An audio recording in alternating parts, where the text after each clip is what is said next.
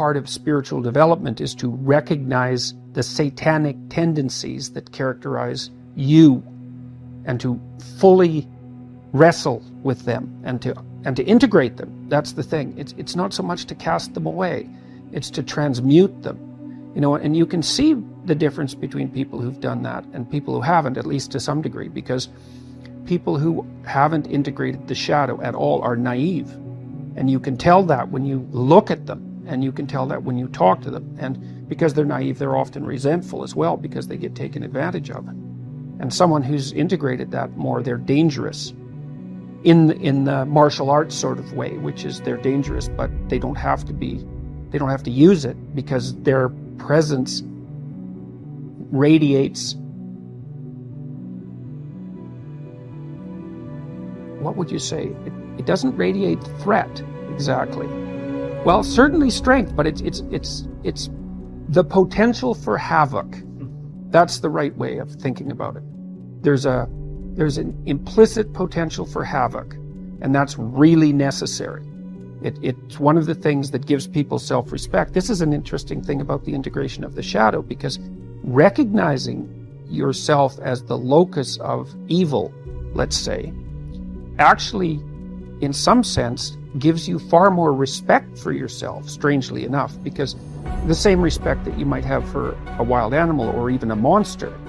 It's like, so then maybe you learn to treat yourself differently. Like, I think this is particularly true with regards to the discipline of children. If you know that you're a monster and that will manifest itself in your life, consciously or unconsciously, and if it's unconsciously, it's not good, then you become better at disciplining children. And the reason for that is that you don't want to expose them to your dark side.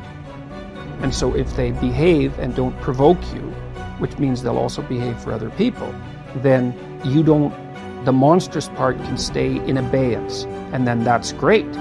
But if you don't understand yourself as capable of wreaking havoc, and that can be the kind of havoc that unfolds over decades, right? Because if you're going to abuse a child, it's the primitive form of abuse is the physical abuse. The sophisticated form of abuse is the continual undermining of the child's courage across perhaps their entire life. And there's a terribly monstrous element to that. And if you're not respected properly by the child, say, you will absolutely take revenge on them. And, that's the whole, in some sense, that's the whole Freudian psychoanalytic story. It's not all of it, but it's a huge part of it.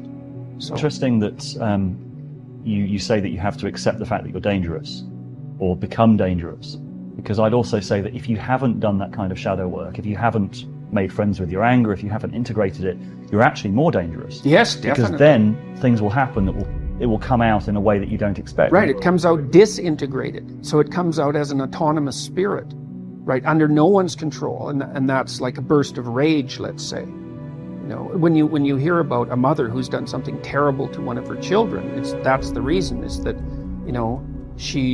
maybe she's just been laid off, maybe she went out and had too much to drink, maybe she's hungover, she's angry and lonesome, and she's overwhelmed by the responsibility of the children, and she has a child who's testing, and she doesn't know how to limit it. And one day, the child tests at exactly the wrong time, and it's like mayhem. And everybody goes, well, what happened? It's like, well, 7 terrible things came together at the same time and produced this outburst of disintegrated rage.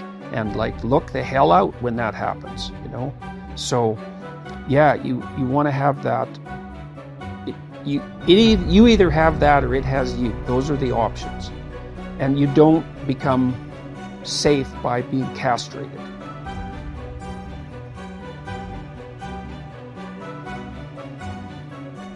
Well, what you want to do is face the dragon and get the damn gold. That's what you want to do.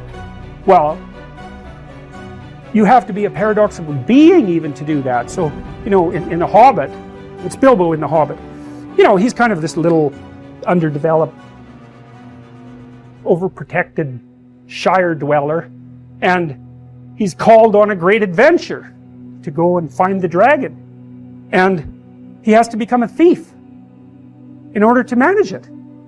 Well, that's pretty weird. It's like, well, it's because as a good citizen, he's just not enough to conquer a dragon. He has to also become a bad citizen in some sense. He has to incorporate the part of himself that's monstrous, let's say, and develop that and hone it.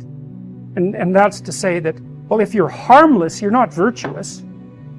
You're just harmless. You're like a rabbit. A rabbit isn't virtuous. It's just can't do anything except get eaten. It's not virtuous. If you're a monster and you don't act monstrously, then you're virtuous. But you also have to be a monster. Well, you see this all the time. Harry Potter's like that too. It's like he's flawed, he's hurt, he's got evil in him. He can talk to snakes, man. He breaks rules all the time. All the time. He's not obedient at all. But, he has a good reason for breaking the rules. And if he couldn't break the rules, him and his little clique of rule-breaking, troublemakers, if they didn't break the rules, they wouldn't attain the highest goal. So it's very peculiar, but it's a very, very, very, very common mythological notion.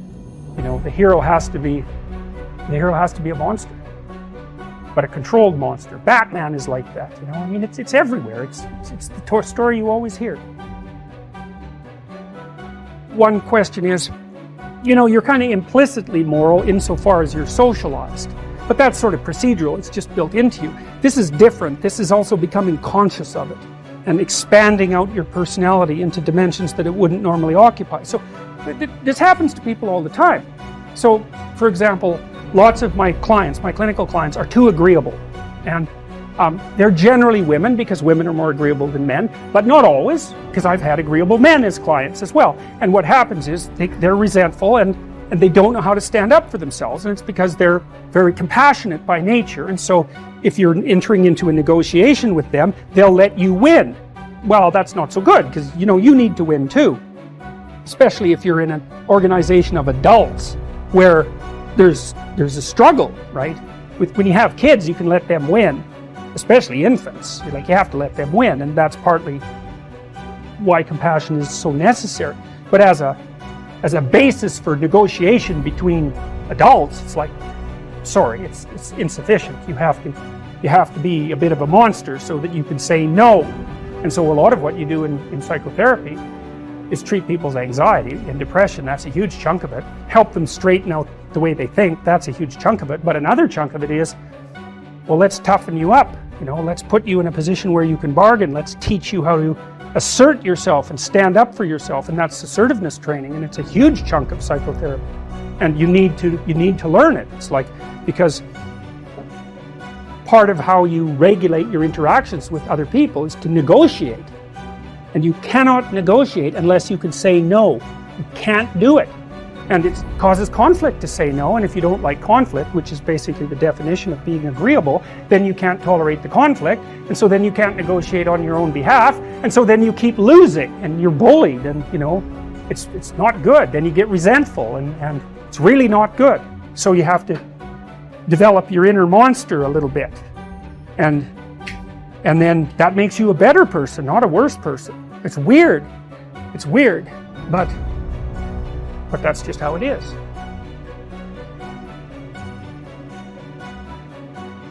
So the question is, why do people pursue rewards that don't produce this resonance? They don't have a value hierarchy. So Pleasure Island, it's a good example. Those kids that were brought there were lost. So they didn't have anywhere to go. They didn't have an identity.